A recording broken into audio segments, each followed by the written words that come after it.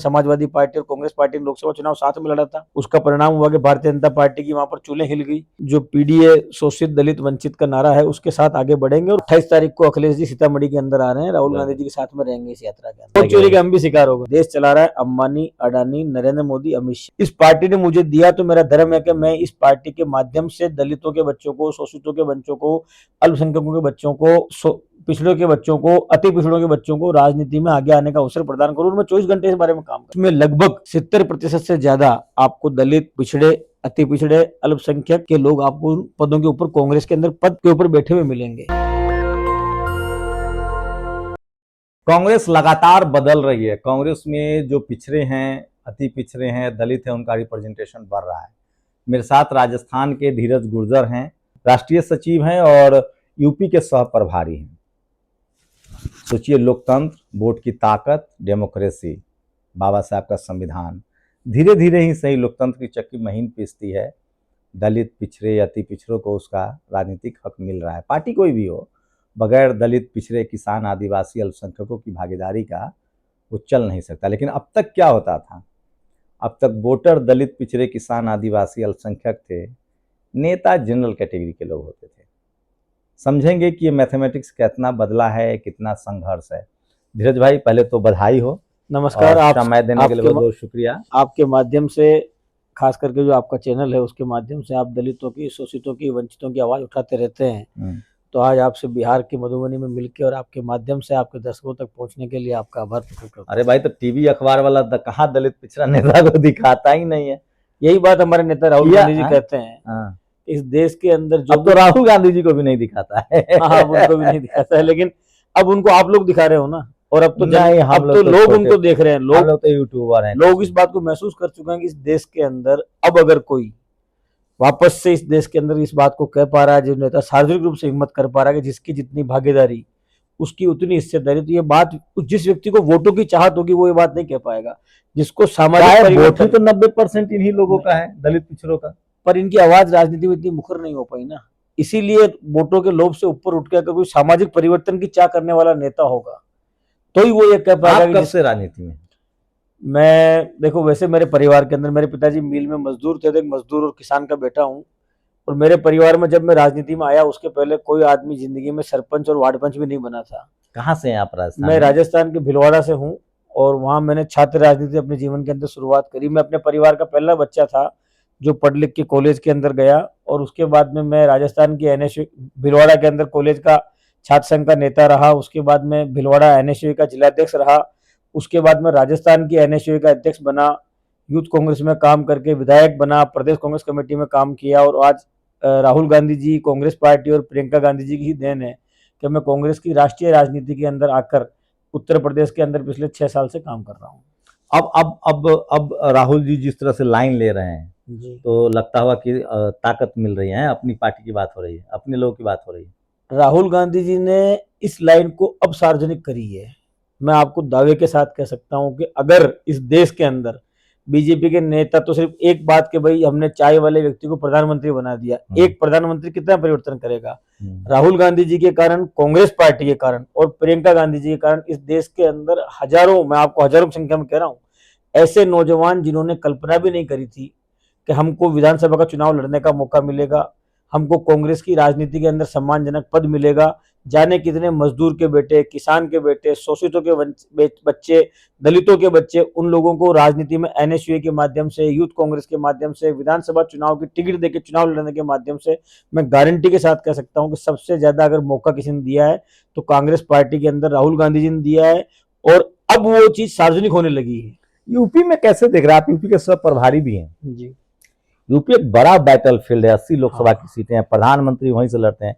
क्या योजना है आप लोग? उत्तर प्रदेश निश्चित रूप से मैं कह सकता हूं कि कांग्रेस पार्टी के लिए एक ऐसा विषय है जिस विषय के अंदर वो भावनात्मक भी है, क्योंकि जवाहरलाल नेहरू जी, इंदिरा गांधी जी, राजीव गांधी जी, सोनिया गांधी जी, राहुल गांधी जी, प्रियंका गांधी जी, इन्होंने उत्तर प्रदेश को सिर्फ एक प्रदेश नहीं माना है, उत्तर प्रदेश को अपना घर माना है, यहाँ के लोगों को अपना परिवार माना है। और यहाँ के लोगों ने भी गांधी परिवार को जो प्यार दिया वो अपने आप में ऐतिहासिक है। लेकिन जो प्रादेशिक राजनीति है उस प्रादेशिक राजनीति के अंदर पिछले 30 साल से हम लोग हाशिए पर चले गए। इसीलिए हमारे नेता राहुल गांधी जी ने जब प्रियंका गांधी जी को उत्तर प्रदेश के अंदर प्रभारी बनाकर भेजा, तब उनकी ये सोच थी कि सबसे पहले, क्योंकि पिछले 25-30 साल से लगातार गठबंधन में लड़ते रहे हम लोग, तो कभी हमारी 50 सीट पे लड़ रहे हैं, कभी 40 सीट पे लड़ रहे हैं, कभी 60 सीट पे लड़ रहे हैं, तो उसके 2-3 नुकसान हुए। पहला नुकसान तो ये हुआ कि जो हमारा चुनाव चिन्ह था वो हर लोगों तक पहुंचने की जगह विधानसभा चुनाव में हमारा दायरा सिमटता गया। दूसरा नुकसान हमें ये हुआ कि जो हमारे नेता तैयार होने चाहिए थे प्रदेश के अंदर, विधानसभाओं के अंदर, वो खेप आपकी क्या पॉलिसी है यूपी को लेकर? आप प्रभारी भी उसी हैं। को बता रहे हैं। उसके बाद फिर हमने ये रणनीति अपनाई कि सबसे पहले 403 सीटों पे चुनाव लड़ा जाए और नए लड़कों को, दलितों को, शोषितों को, वंचितों को, सामान्य वर्ग के गरीब बच्चों को, क्योंकि कांग्रेस पार्टी जातिगत भेद नहीं करती, और मैं तो व्यक्तिगत रूप से भी ये बात मानता हूं कि अगर आप बड़ी जात में भी पैदा हुए और आप बहुत ज्यादा निर्धन हैं, तो भी आप शोषितों से और वंचितों से कम नहीं है। और आप छोटी जात के अंदर पैदा हुए, आपके पास बहुत ज्यादा पैसा है, तो भी आप अपने समाज से कट जाओगे। अमीरी गरीबी की जो खाई है वो मुझे हरदम कचोटती है, और क्योंकि मैंने गरीबी को अपने जीवन में जिया भी है, अपने जीवन के अंदर देखा भारत भी में है। कितने दलित पिछड़े अमीर हैं? कोई डेटा है आपके पास? नहीं, आप जिसकी नौकरी लग गई, मान लिया अध्यापक, एक उसको आप अमीर मानते हैं? नहीं, एक दलित का बेटा है, एक ओबीसी का बेटा है, या मतलब ये मेरे लिए एक अलग विषय है, क्योंकि मैं इसमें जाति से ऊपर मानता हूं कि गरीब होना भी अपने आप में अभिशाप ठीक है, मैं मुझे बताइए, एक इस देश में गुजर समाज का ही माल्या, अडानी, अंबानी जैसा बिजनेस? अरे ऐसा तो किसी दलित, ऐसा बड़ा बिजनेसमैन जिसके तो पास देश कौन चला रहा है? जिनके पास देश संपत्ति, धीरज गुर्जर चला रहा है। नहीं, देश चला रहा है अंबानी, अडानी, नरेंद्र मोदी, अमित शाह। तो एक गुजर, इन्होंने धीरज भाई जी, आप हो सक, हमारी इंटरव्यू है, हम लोग क्लियर बात करते हैं। एक जाट, गुजर, मराठा, कुर्मी, कोयरी, कुशवाहा, दलित पिछड़ा बताइए हमें।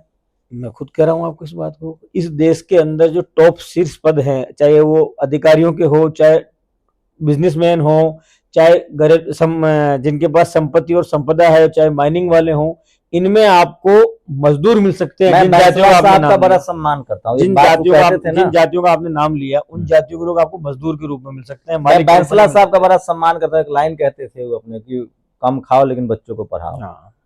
गुजर आरक्षण में कितने गुजर मारे गए थे? 73 गुजर मारे गए। आरक्षण नहीं मिला आप लोग को अलग से? नहीं मिल ओबीसी पाया। में है अब? एसबीसी में है हम, ओबीसी के साथ स्टेट के अंदर एसबीसी में है। कैसे चूक कैसे हो गई राजस्थान में? इस पर क्या क्या क्या प्रॉब्लम हो गई? आरक्षण एक ऐसा विषय है, जब मैं विधायक था, हमारी पार्टी की सरकार थी और मैं चुनाव लड़ा हुआ था विधायक का, और उस समय पर भीलवाड़ा के अंदर आरक्षण आंदोलन हुआ था। मैंने हरदम अपने समाज के आरक्षण आंदोलन के अंदर, मैं जेल भी गया हूँ, जयपुर की जेल के अंदर भी रहा, मेरे ऊपर आरक्षण आंदोलन के मुकदमे भी लगे, भीलवाड़ा के अंदर ट्रेन की पटरियां उखाड़ी गई, उस समय भी हम लोग वहां पर देख रहे थे कि क्या हो रहा है और किस तरह से लोग टावर के ऊपर चढ़े। तो हर आरक्षण के आंदोलन के अंदर हम लोगों ने सक्रिय रूप से भाग लिया, क्योंकि ये लड़ाई इस बात की लड़ाई है कि हमारे बच्चे जो हम जिन हाथों से दूध दूहते हैं, मैं आप ही के मुद्दे पर आ रहा हूँ। मैं आपका मेरा एक लाइन क्लियर कर दूं, जिन हाथों से दूध दूहते हैं, जिन हाथों से चारा काटते हैं, उन हाथों में कलम और कंप्यूटर देखने का सपना हर प्रगतिशील व्यक्ति देखना चाहेगा। अब मैं उसी पर आ रहा हूँ। 70 से ज्यादा गुजर मारे गए जी, जाटों की भी हत्या हुई हरियाणा में जी, मराठा भी मारे गए जी, गुजरात में पटेल भी मारे गए जी। ये जो गरीब सवर्णों को जो 10% आरक्षण मिला है, कोई आंदोलन हुआ था? कैसे मिल गया? मेरा ये मानना है कि किसी भी व्यक्ति को अगर उसके जीवन में अभाव है तो उस व्यक्ति को अवसर मिलना चाहिए। तो कैसे मिल गया? जाट, गुर्जर, पटेल, मराठा गरीब को तो नहीं मिला, उनकी तो लाशें गिर गई। 70-75 जाट मारे गए। मैं तो फैक्ट पर बात कर रहा हूँ। आप बताइए गरीब सवर्णों ने कौन सा आंदोलन किया था कि उनको 10% रिजर्वेशन मिल गया? कोर्ट आप लोग को कहता था ना कि भाई आपकी जनगणना नहीं हुई है। लेकिन मैं किसी भी गरीब व्यक्ति को आरक्षण और अवसर मिलने का विरोधी नहीं हूँ। अच्छा, तो मैं अपना हक चाहता हूँ, लेकिन दूसरे का हक मानना नहीं चाहता। तो अच्छा, तो एक बताइए, आरक्षण का आधार क्या है संविधान में? वो तो था शैक्षणिक, सामाजिक पिछड़ापन और अनटचेबिलिटी। बिल्कुल। SC ST को अनटचेबिलिटी के आधार पर मिला जी। जाट, गुजर, पटेल, मराठाओं को मिला, कहा गया कि ये शैक्षणिक रूप से पिछड़े हैं। कोई जाट गुजर समाज के हैं जज सुप्रीम कोर्ट में? अभी नहीं है। कभी हुए हैं? अभी तो हमारा IAS IPS बनने का सपना ही बड़ी मुश्किल से पूरा हो पा रहा है। तो भाई आप कैसे कह रहे हैं कि जो सवर्ण ब्राह्मण समाज में जो गरीब है उसका कहाँ ओवर रिप्रेजेंटेशन है?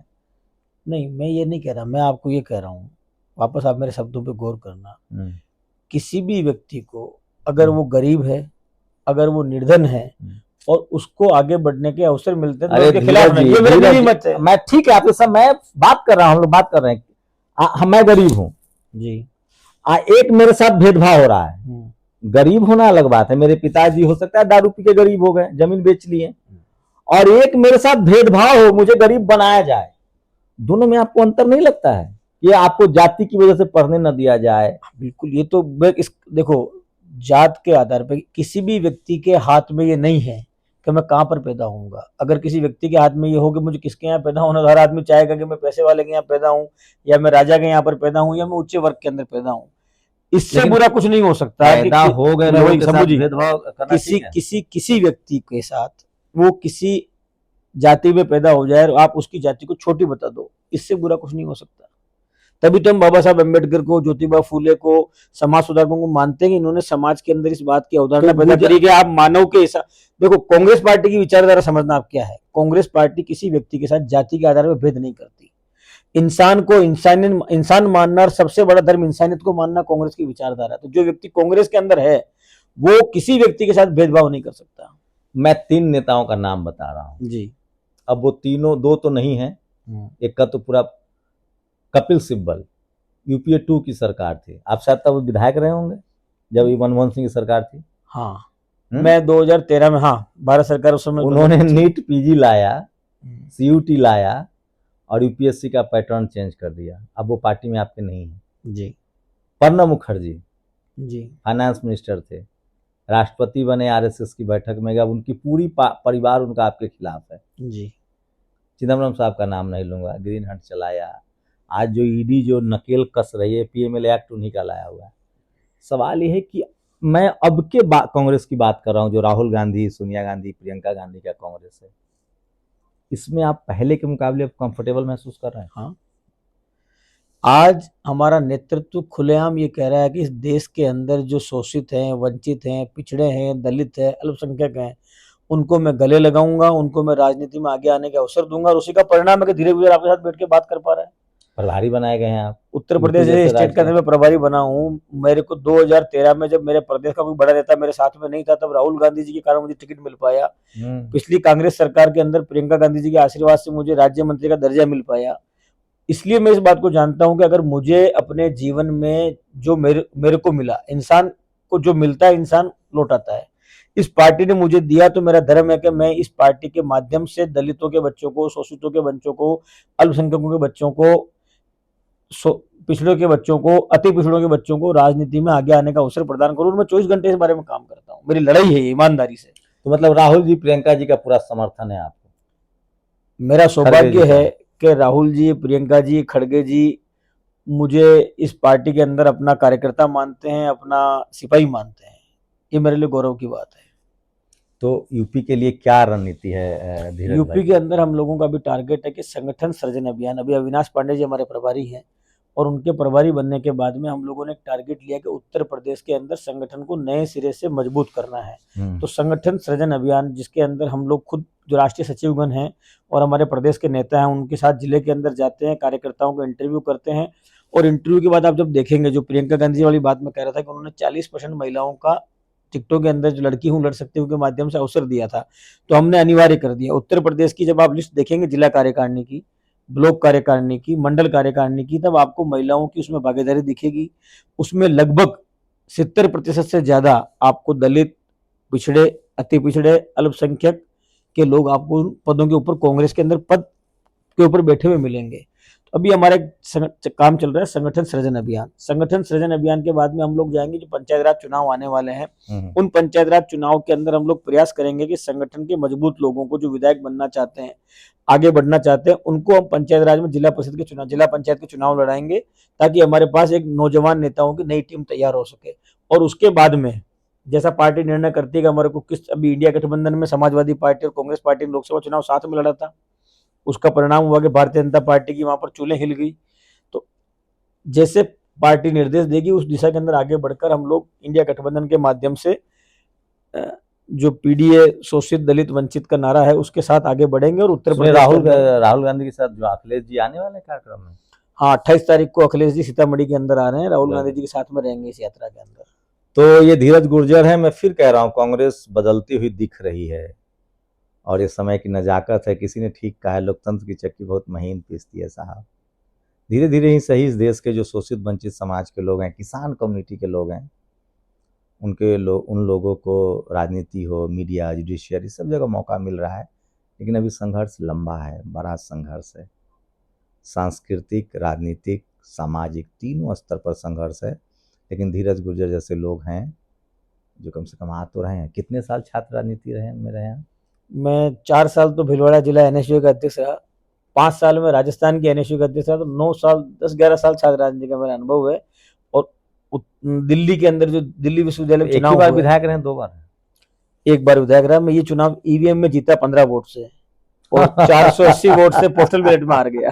अच्छा, कोई तो नहीं, कहीं ना कहीं वोट चोरी के हम भी शिकार हो गए हैं। लेकिन मेरी कोशिश इस बदलाव को महसूस करना है। धीरज गुर्जर के परिवार में भी कोई राजनीति से नहीं था। सोचिए संविधान 10वीं पास नहीं था, 10वीं पास। सोचिए संविधान न होता, बाबा साहब की सोच न होती, तो इस देश की बहुसंख्यक आबादी हाशिए पर होता। और जब संविधान है तब हाशिए पर है। जरूरत इसलिए है कि जो बहुजन समाज के नेता हैं वो कम से कम सोच में क्रिस्टल क्लियर। पूरी बातचीत पर अपनी राय जरूर दीजिए। शुक्रिया धीरज जी, हमसे बातचीत करने। नमस्ते शंभू जी, आप इसी तरह लोगों तक पीड़ितों की, वंचितों की, शोषितों की आवाज पहुंचाते हैं। झगड़ा हो जाता है भाई। शंभू कुमार सिंह, नेशनल दस्तक, फुलपरास, बिहार। दस्तक की आपसे गुजारिश है कि अगर इसको बचाना चाहते हैं तो नेशनल दस्तक को सब्सक्राइब करने के लिए रेड कलर के सब्सक्राइब बटन को दबाएं, फिर बेल आइकन की घंटी दबाएं। नेशनल दस्तक को बचाने के लिए बहुत जरूरी है कि हर खबर को शेयर करें, लाइक करें, कमेंट जरूर करें।